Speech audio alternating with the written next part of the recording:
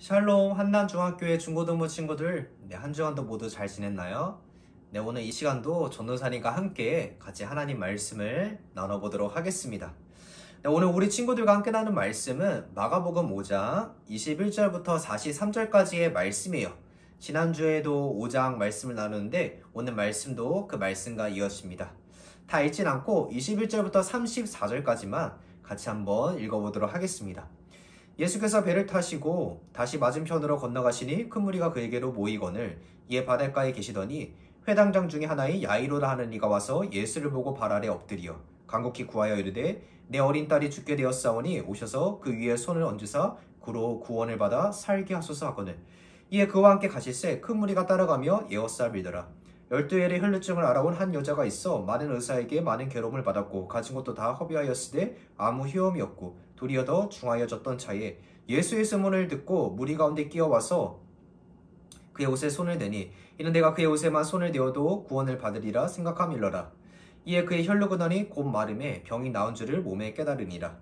예수께서 그 능력이 자기에게로 나간 줄을 곧 스스로 아시고 무리 가운데서 돌이켜 말씀하시되 누가 내 옷에 손을 대었느냐 하시니 제자들이 여짜오되 무리가 에워싸 미는 것을 보시며 누가 내게 손을 대었느냐 물으시나이까 하되 예수께서 이 일을 행한 여자를 보려고 둘러보시니 여자가 자기에게 이뤄진 일을 알고 두려워하며 떨며 와서 그 앞에 엎드려 모든 사실을 여쭈니 예수께서 이르시되 딸아 내 믿음이 너를 구원하였으니 평안히 가라 내 병에서 놓여 건강할지어다.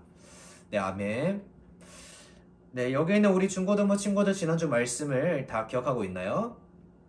지난주에는 이 거라사 지방의 한 광인, 귀신 들린 사람을 예수님께서 치료하신 것을 같이 말씀을 들었습니다. 이 말씀을 통해서 우리의 삶을 같이 한번 돌아보자고 같이 말씀을 나눴어요. 여기는 우리 중고등부 친구들도 한 주간 우리의 모습이 예수님을 만나기 전 이 광인의 모습과 같지 않은지 한번 생각해보는 시간을 가졌나요?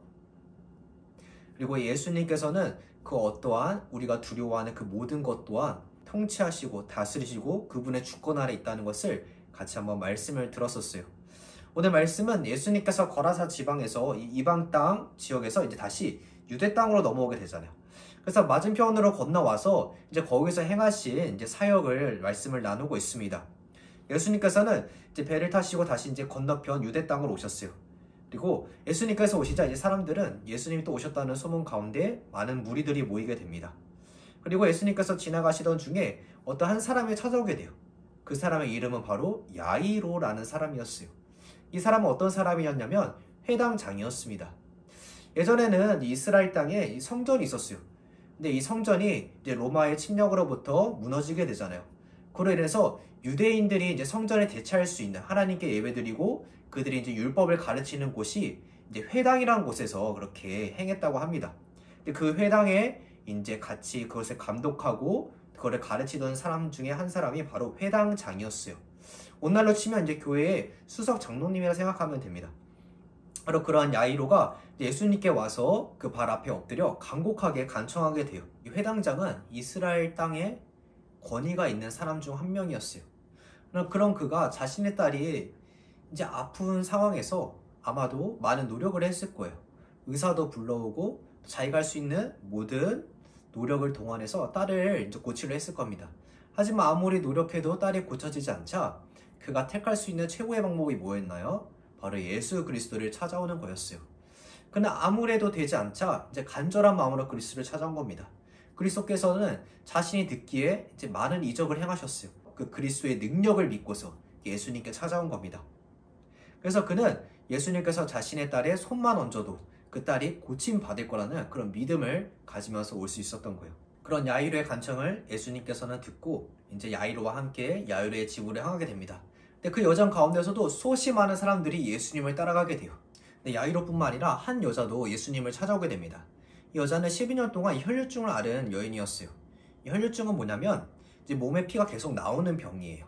혈류증은 이스라엘 백성들한테 부정한 병 중 하나였습니다. 이것은 오늘날의 이제 불규칙한 이제 월경이라고도 말하게 되는데 왜 이것을 부정한 질병 중 하나라고 했냐면 그 당시에 이스라엘 백성들한테는 피가 흘리거나 피가 나오면 그것 자체로 부정하다 생각을 했다고 해요. 우리 몸에서 피가 나오게 되면 어느 정도 일주일, 약 7일 동안 이제 시간을 거친 다음에야 우리의 부정함이 씻겨 나간다고 합니다. 그래서 그 다음에도 그들은 이제 속죄물로 드려요. 양을 잡거나 제물을 드려서 이렇게 하나님께 이렇게 예배를 드렸다고 합니다. 근데 이러한 불규칙한 월경으로 인해서 일주일 지나고도 또 일주일 지나고도 똑같이 이 시간이 계속 겹치게 되는 거예요. 그런 기간이 계속 겹치다 보니까 이 12년 동안 이스라엘 율법 아래 부정한 사람이 되는 거였습니다. 그렇기 때문에 이 여자는 자신이 이것을 고치기 위해서 수없이 많은 노력을 했어요.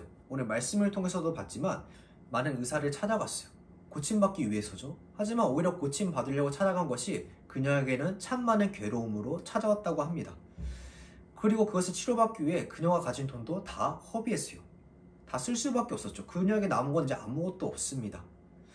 그리고 진찰을 받아도 아무 효험도 없고 또 오히려 더 중해졌다고요. 더 심해진 거죠. 그녀의 이러한 노력에도 불구하고 그녀는 오히려 더 고통 속에 더 괴로움만 가득할 뿐이었어요. 근데 그럼 그녀도 예수님이 오신다는 소문을 들었습니다. 예수님께서는 큰 이적을 행하시고 많은 사람을 고치셨다는 것을 그녀도 익히 알고 있었어요. 그래서 그녀는 푸락이라도 잡는 심정으로 예수 그리스도를 찾아오게 돼요. 그런데 예수님을 찾아왔지만 수없이 많은 무리들에 끼어서 예수님께 다가갈 수가 없는 거예요. 하지만 그녀는 예수님의 옷자락이라도 만지면 이 그녀가 고침받을 거라는 이러한 믿음이 있었습니다. 그래서 그녀는 손을 뻗어서 예수님의 옷자락에 손이 스치게 돼요. 근데 그 순간 어떻게 했나요? 오늘 말씀에 나왔지만 그녀의 혈류의 근원, 그 질병의 근원마저 어떻게 했어요? 싹 치료가 됐다고 말씀을 말하고 있습니다. 그러자 예수님께서는 누가 내 옷에 손을 대었느냐라고 이렇게 말씀하세요. 물어보세요. 예수님께서 이렇게 물어보신 이유는 이 여인에 대해서 혼내려고 하신 말씀이 아니에요. 예수님 참 인격적인 분이시기 때문에 그녀와 대화하면서 이렇게 말씀을 나누시기 위해서 이러한 물음을 하신 거였습니다. 그러자 이 여인은 두려워하게 되죠. 하지만 두려워하는 그녀에게 예수님께서 하신 말씀 뭐였나요? 딸아, 내 믿음이 너를 구원하였다 라고 이렇게 말씀하세요. 예수님께서는 이 혈류증을 앓은 여인을 처음 본 상태였어요. 이 혈류증 여인도 마찬가지였죠. 하지만 예수님께서는 자신의 몸을 스쳐간 그 여인에게 바로 딸아 라고 이렇게 말씀해 주십니다. 우린 때때로 예수님을 생각하면 머나먼 존재로 생각하는 친구들이 있어요. 하지만 예수님께서는 우리에게 머나먼 그런 존재가 아니에요. 예수님께서는 우리와 인격적으로 교제하기를 원하세요. 우리의 기도 가운데, 하나님께 예배드리는 가운데 우리와 교제하기를 원하십니다. 그렇기 때문에 우리가 이 혈류증하는 여인처럼 우리가 간절하게 원하는 그것을 예수님께 옷자락을 만지듯이 그렇게 손을 뻗으면 예수님께서는 우리 손을 잡아주세요. 이 여인은 12년 동안 자신이 아무리 고치려 해도 고칠 수 없던 그 근원, 그 질병을 예수 그리스도의 그 옷자락 한번 만진 것을 통하여서 그녀는 치료함 받았어요. 그렇게 치료함 받았던 것은 단순히 그녀가 옷자락에 손을 스친 것으로 가능했을까요? 아마 그것이 가능했다면 수없이 많은 사람들이 애웠었잖아요.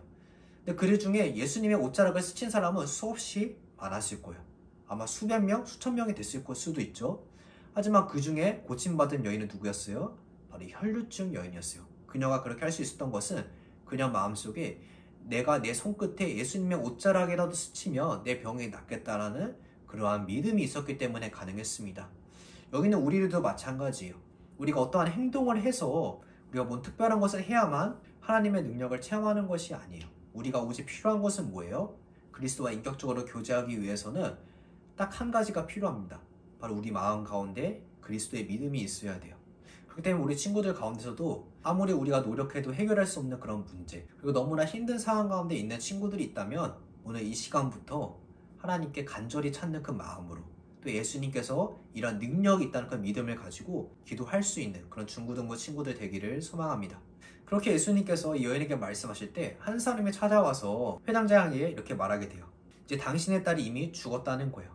그러니 더 이상 예수님을 괴롭히지 말라고, 예수님을 번거롭게 하지 말라고 이렇게 말하게 됩니다. 그 순간 회당장의 마음은 어땠을까요? 모든 것이 무너지는 마음이었을 거예요. 아버지가 자신의 딸을 잃었다? 그럼 그에게 예수님께서 하신 말씀 뭐였나요? 두려워하지 말라고, 믿기만 하라고 이렇게 말씀하시게 됩니다. 그러고 나서 예수님께서는 자신의 수제자 베안녀요, 베드로, 안드레, 야고보, 요한을 데리고서 또 야이로와 함께 그 집에 찾아가게 되죠.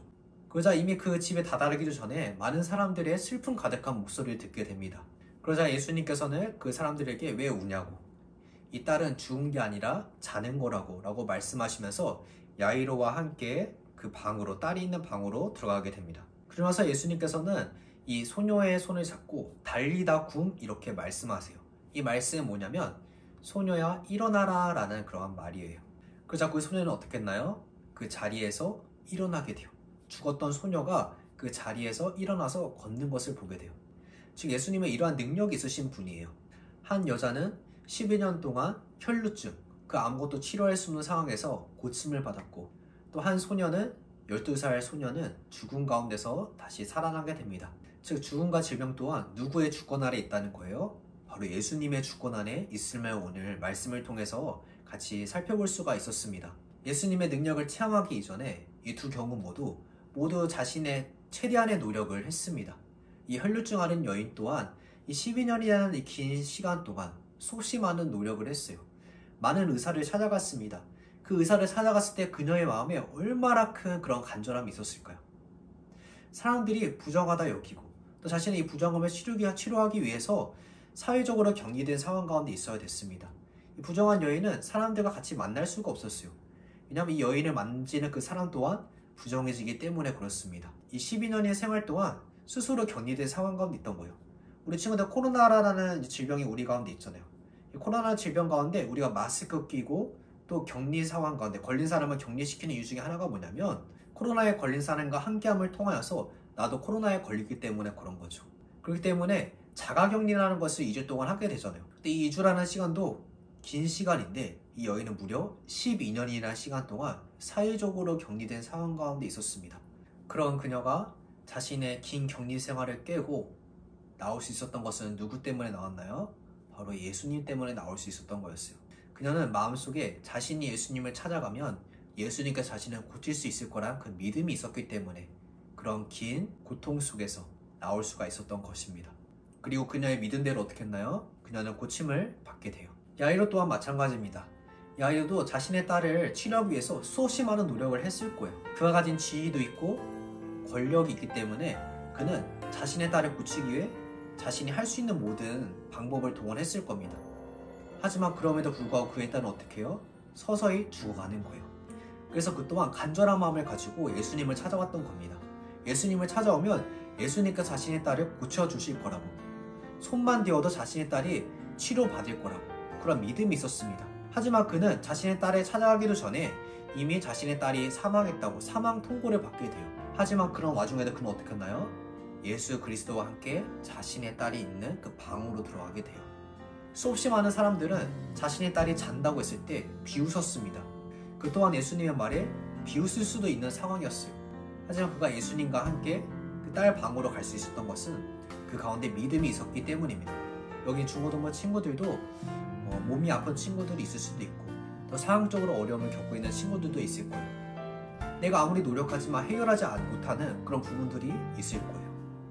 또 혹은 혈루증 앓은 여인처럼 사회적으로 격리된 상황, 아니면 스스로 사회와 격리된 그런 삶을 사는 친구들이 없겠지만 혹여나 그런 친구들이 있다면 그 말씀을 통하여서 예수님께 나올 수 있기를 소망합니다. 야이로도 그렇고 12년 동안 혈루증 앓은 여인도 그렇고 그들 모두는 자신의 손만 대어도, 예수님의 옷자락에 손만 대어도, 그리고 자신의 딸의 예수님의 손만 대어도 치료받을 수 있을 거라는 그러한 믿음이 있었습니다. 그들이 그렇게 믿음을 가질 수 있었던 이유는 뭐였나요?